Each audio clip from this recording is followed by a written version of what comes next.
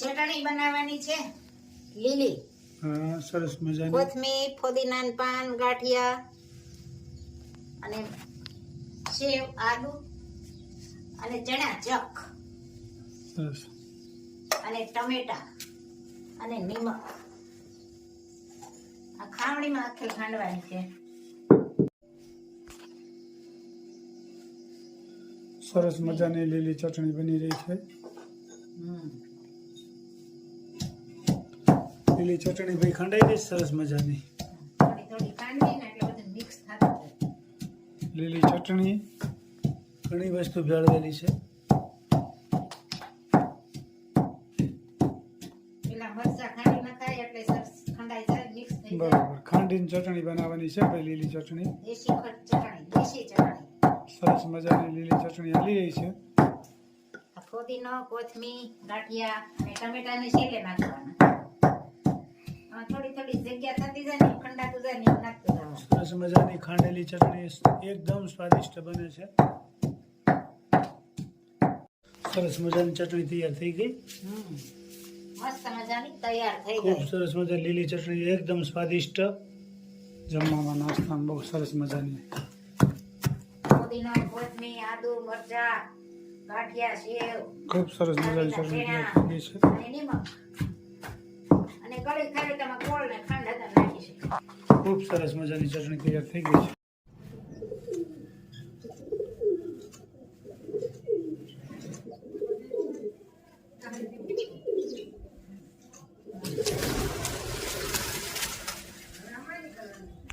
સેવ બનાવવાની છે. હળદર. સરસ મજાની સેવ બની રહી છે. નવી રેસીપી આવી ને આજ તો. હા, નવી રેસીપી હમણાં દિવાળી ઉપર કરી હતી, પછી કઈ કરી નથી. હમણાં સાંજે ઓળો હોય, ભાજી હોય એટલે સેવ ટમેટા ક્યારેક ક્યારેક હોય. 10 દિવસ પછી પહેલી તારીખ થઈ ને. હા, આમાં હળદર, મીઠું, ઝીણી સેવમાં. હા, રોટલી ખાઈ સેવ મમરામાં અને શાક પણ બનાવ્યું. હા, એમ મોઢું તો સારું હાલ્યા કરે છે ખાવામાં. સેવ ટમેટાનું શાક. એટલે આપણે ઘરે સેવ બનાવી, બરોબર. ઘરની સેવ વાપરવી શાકમાં. મહેનત થોડીક થાય પણ ઘરે બનાવેલી સારી હોય થોડી. ફ્રેશ રે ફ્રેશ, ફ્રેશ રે ફ્રેશ. અને બહારની તો કઈ કરેલી હોય. બહારની વસ્તુ ન ખવાય, ચોખ્ખું વસ્તુ ન હોય. બહારની વસ્તુ તેલ જાણે હાવ સસ્તા માયલી વાપર્યું હોય એને. હા, અને લોટ ને ચણા ને બધી હલકા માયલી જ વસ્તુ હોય. ઘરની વસ્તુ સારી હોય. સેવ તો ઘરે જ બનાવી છે. એટલે આજે સેવની રેસીપી છે. બહાર ગામ જાય ત્યારે બહારનું વસ્તુ કઈ ખાવી નહીં, નાસ્તો ઘરનો જ હોય આપણે. ગાંઠિયા, સેવ, મમરા, ખારી સિંગ બસ એવું ખાજે રાખવાનું થોડું થોડું, એટલે ખાઈ. આવી જાય અમદાવાદ કે સુરત ગમે અહીંયા જતા હોય હા, ઘરેથી ખાઈ નીકળ્યા પછી રસ્તામાં ખાધે રાખવી. થોડું થોડું. હા હા, હમણાં એવું જ કરવાનું છે. હમણાં હા 4 તારીખ પછી મસ્ત મજાનો લોટ બંધાઈ ગયો છે, જોઈ શકો છો.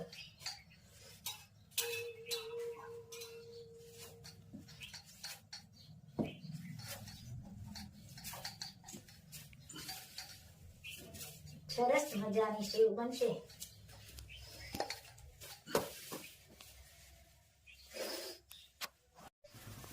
સરસ મજાની સેવ બની રહી છે, જોઈ શકો છો. મસ્ત મજાની સેવ. મશીનથી બની રહીશ ભાઈ. છંછો કહેવાય, છંછો. મશીન સંસો. જોઈ પડવાનો છંછો. ભાવતી હોય ભાઈ કોમેન્ટ કરજો. શિયાળામાં જો કે શેણાનું ખાણું તો બધાને ભાવે. બધા સારી સારી કોમેન્ટ કરી રહ્યા છે. કાલ તો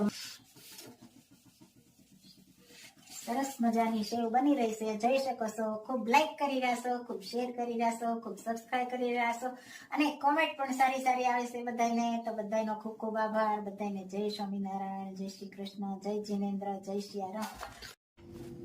સેવ ટમેટાનું શાક બનાવવાનું છે.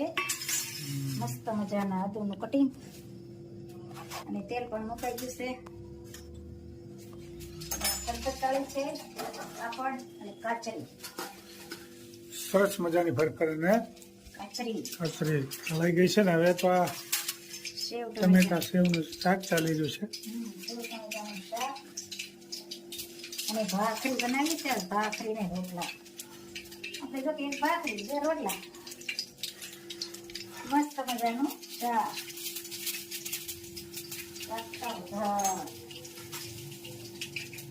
અને કોમેન્ટ પણ સારી સારી આવે છે. બધાનો ખૂબ ખૂબ આભાર.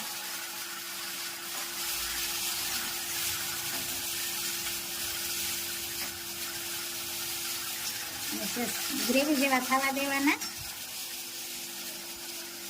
પછી પાણી નાખવાનું, સેવ નાખવાનું થોડું,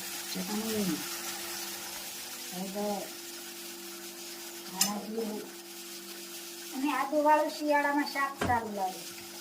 આદુ નાખીને કરજો અને કમેન્ટ કરજો કે કેવું લાગ્યું. અને આ નિમક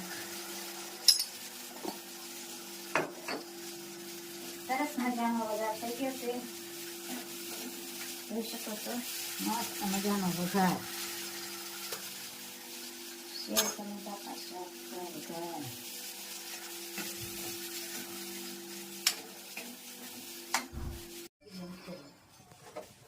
સેવ ટમેટાનું શાક બરાબર, સરસ મજાનું તૈયાર થઈ ગયું છે, અને સાથ મેં ભાખરી, સરસ મજાનું શાક બની ગયું, ભાખરી ભાખરી પણ તૈયાર.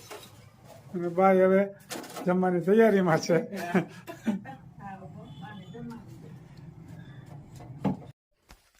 શિવે સમાધિમાં રાસ દીઠો કૃષ્ણનો રે, એવા ગોપી સંગે લીલા કરે ઘનશ્યામ. શિવે સમાધિમાં રાસ દીઠો કૃષ્ણનો રે, એવી વેણું વગાડી વાલે વિઠલે રે. ત્યાં કાંઈ કાઢ્યો મધુરો સાદ, શિવે સમાધિમાં રાસ દીઠો કૃષ્ણનો રે. એક શારદ પૂનમની રાતડી રે, એવી ચંદ્ર સડોય કાશ. શિવે સમાધિમાં રાસ દીઠો કૃષ્ણનો રે. એક ઢોલ વાગે ને બીજી ઢોલકી રે, ત્યાં સોળે શરણાયુના સુર. શિવે સમાધિમાં રાસ દીઠો કૃષ્ણનો રે.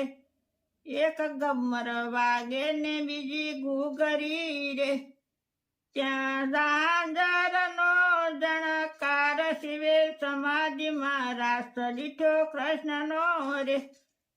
ત્યાં તો વેમાને બેસી દેવો આવ્યા રે, ત્યાં પુષ્પોની વૃષ્ટિ થાય. શિવે સમાધિમાં રાસ દીઠો કૃષ્ણનો રે.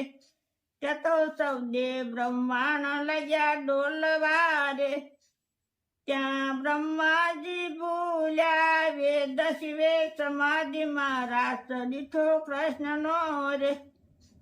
કર જોડીને ભક્તો કરે વિનતી રે, એવી શિવની સમાધિ છૂટી જાય. શિવે સમાધિમાં રાસ દીઠો કૃષ્ણનો રે.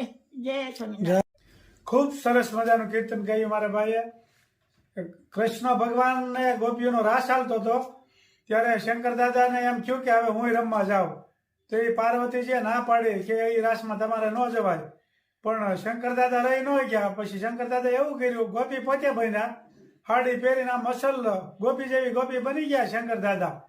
અને જ્યાં કૃષ્ણ ભગવાનને અને ગોપીનો રાસ હાલતા હતા ને એમાં ભળી ગયા.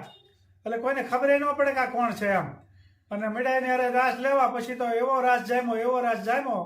અને એટલા બધા શંકર દાદા મશગુલ બની ગયા રાસ રમવામાં, તેની હાડી માથેથી વિખાઈ ગઈ, એની જટા છૂટી ગઈ. પછી તો ગોપીઓને ખબર પડી કે આ તો ભોળાનાથ છે. પછી તો ભોળાનાથને ખબર નથી આ હાડલો માથેથી વિખાઈ ગયો છે ને મારી જટા છૂટી ગઈ છે. પછી ગોપીઓ તો બધી ભેગી થઈને દાંતે દાંત કાઢે, અને કૃષ્ણ ભગવાને ખુદ મીડા દાંત કાઢવા કે ભોળાનાથ આ તમે શું કર્યું એમ. એ કે મારે પછી તો શંકર દાદા એવા શરમાણા, પણ પછી તો શું કરે. એ કે મને એવી ખબર નહોતી રહી, પણ મને રાસમાં એટલા બધા હું મશગુલ બની ગયો હતો. આવું સત્ય ઘટના બની ગઈ છે. કૃષ્ણ ભગવાનનો રાસ હાલતો હતો, એમાં શંકર દાદા ખુદ પોતે રાસ રમવા આવ્યા હતા ગોપીનો વેશ ધરીને, અને એને હાડી વિખાઈ ગઈ હતી, જટા હાથ છૂટી ગઈ હતી, એટલા મશગુલ બની ગયા હતા. જય શ્રી કૃષ્ણ, જય ભોળાનાથ.